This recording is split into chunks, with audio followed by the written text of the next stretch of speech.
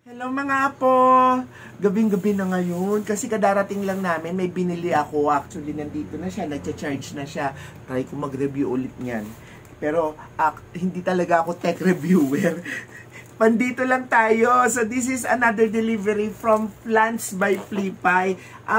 Etong deliver na to is somewhat parang replacement natin kasi last delivery, admittingly may mga na-deads na plants. Pero alam mo naman, ang Flipay, talagang hindi papayag, hindi palitan, di ba? Talagang bonggang-bonggang Flipay. Pero ang sabi ko, wag mo na palitan yung plants, iba na lang ang ipalit mo. Kasi napag-alaman ko sa isang site na nakita ko, meron sila nito. Meron itong gantong klaseng book. Na-excite naman ng lola. So sabi ko, pwede ba ito na lang, hanap mo na lang akong book. Alam mo, saktong-sakto naman. Meron siya, guys. Tapos, aside from meron siya, pirmado pa ng author yung kanya. Sabi ko, yan na lang sa akin. Parang awa mo na. Ano ba to? Ayaw na naman magpabukas, kasar. Teka, buksan ko, tapos pakita ko sa inyo, okay? Ito, almost open na. Pasensya na ha. Alam niyo naman, pag LBC talagang balot sa tape. Oy! Excited ako dito. Teka, ang larga vista ng lola. Nako, excited talaga ako dito. Kaya lang, sabi ko, bakit? Siya lang ang naipadala. Siya lang talaga. Yung mga replacement natin na plants. Kasi may re-replace din siyang plant eh. Hindi na ipadala. Pero, okay lang. Okay na sa akin. At least kahit pa paano. Excited ako dito. So, this is a replacement dun sa mga plants na Diyos ko, hindi na ako kailangan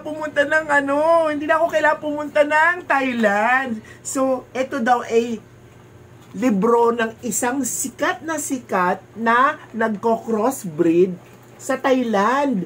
Tignan natin ha. Ang pangalan niya, ayan yan. Euphorbia from Cozy Eye. Di ba? The jewel of succulent euphorbias. Diyos ko, day. Ito, ayan. The growing practice. Ayan, the growing practice of Little One Plant Nursery, Thailand. Teka, yung author, tingnan natin ha. Andito yung author niya Actually, parang na-friend niya ako sa Facebook, kaya medyo na-excite ako. So, andito siya. Teka.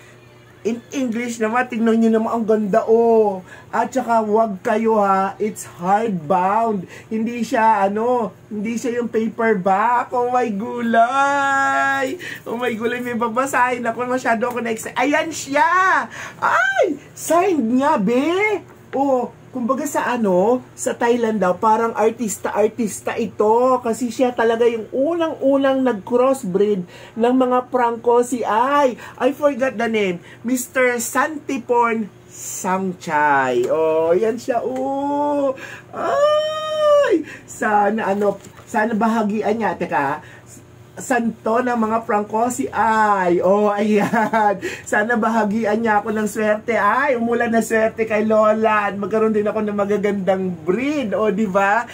Pakita ko lang sa inyo. Sneak peek lang tayo, ha. Ayan, ang ganda. Well, naku, parang ayokong ibuklat-buklat ng basta-basta. Sorry, guys. Hindi ko masyadong mabubuklat kasi pagka ganito mga books, ayan, pakita ko lang ang ganda nito, look at that, di ba? Meron bago siyang dinisplay, mukhang kidney.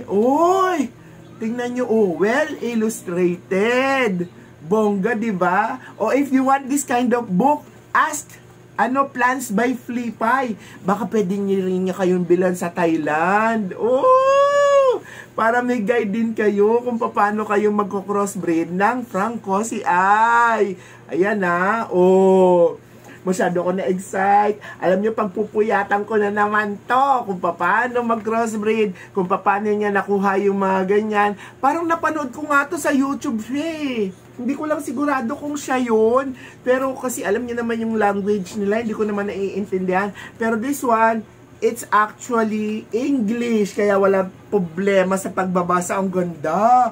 Well illustrated. Teka, babalutin ko to. Wala kasi siya yung tawag nito, yung book sleeves. Wala pa siya, pero babalutin ko to, guys. At iingatan ko to kasi mga hardbound. May isa pa akong about sa cactus and succulents na pirmado rin ng isang author na, Diyos ko, 1970s pa.